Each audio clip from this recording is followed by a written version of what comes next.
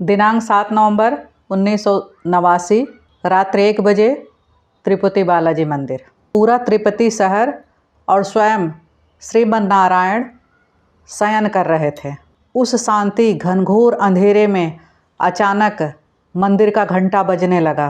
तिरुपति मंदिर में भगवान वेंकटेश्वर के गर्भगृह के सामने ठीक जो घंटा था वो अपने आप बजने लगा। वह घंटा अपने आप हिलने लगा और बजने लगा। पूरा तिरुपति शहर खड़ा हो गया, क्योंकि मंदिर रात्रि 12 बजे बंद हो जाता है और उसके बाद मंदिर में कोई नहीं जाता है। यहाँ तक कि मंदिर के अंदर जीव जंतु भी नहीं जाते हैं। फिर कैसे घंटनाद की ध्वनि आ रही है? ऐसा संभव ही नहीं है। फिर ये कौन है? दोस्तों, आज मैं इस अलौकिक मंदिर में चमत्कारिक घटना के बारे में बताने वाली हूँ। पहले आप लोग मेरा चैनल सब्सक्राइब कर लीजिए। तिरुपति में नदी सूख गए, जलाशय सूख गए, कुएं सूख गए थे। तिरुपति ट्रस्ट के अधिकारी सारे तनाव में थे और सबको उम्मीद थी कि सितंबर अक्टूबर में थोड़ी बहुत बारिश हो जाएगी, पर ऐसा नहीं हुआ। मंदिर में दर्शन के लिए अनिश्चित काल के लिए मंदिर बंद कर दिया गया। ट्रस्टियों की आत्मा स्वयं को धिक्कार रही थी कि जल के अभाव के कारण लोगों का दर्शन करना बंद कर दिया गया है। विरोधियों का मूर्ति पूजन के लिए आंदोलन चरम सीमा पर था और नास्तिक लोग जो है खुशी से झूम रहे थे। वो यहाँ तक कह रहे थे कि जो भगवान स्वयं अपने लिए जल की व्यवस्था नहीं कर सकते, वो भक्तों के लिए क्या करेंगे। सनातन धर्म को अंधविश्वास का नाम दिया जा रहा था और श्रद्धालुओं के आंखों से आंसू थमने का नाम नहीं ले रहे थे। फिर ट्रस्टियों ने दूर दराज श्री शास्त्री जी से संपर्क किया।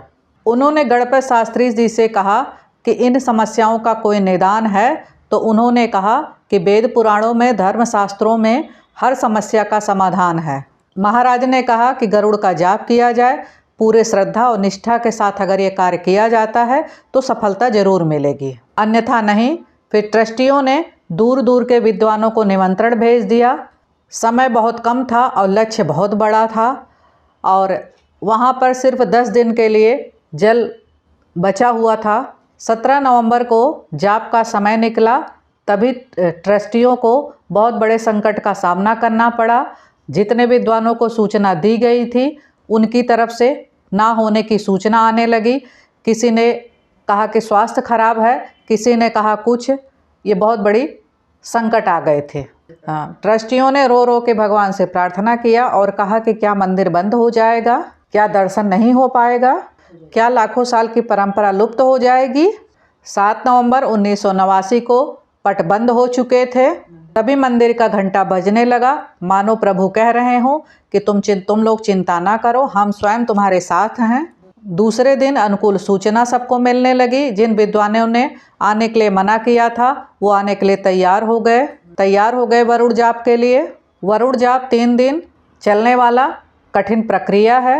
वरुण जाप सुबह 3 बजे शुरू हो जाता था।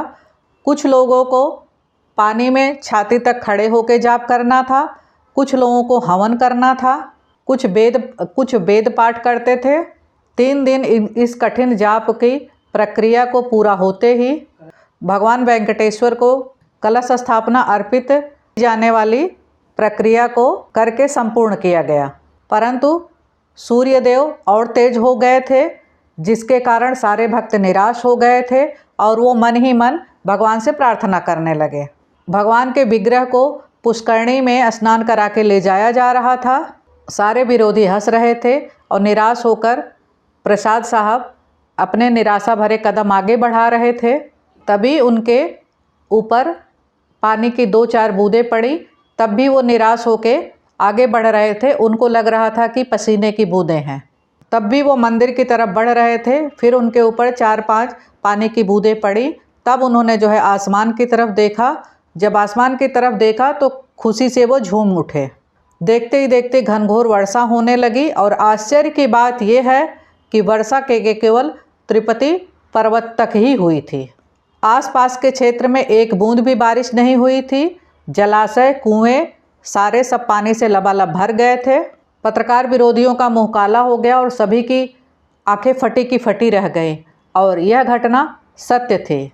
भगवान वेंकटेश्वर अपने भक्तों की पुकार सुनकर आज भी दौड़े चले आते हैं। आप सबको अगर मेरा वीडियो पसंद आया हो तो लाइक शेयर सब्सक्राइब जरूर करें। जय माता दी।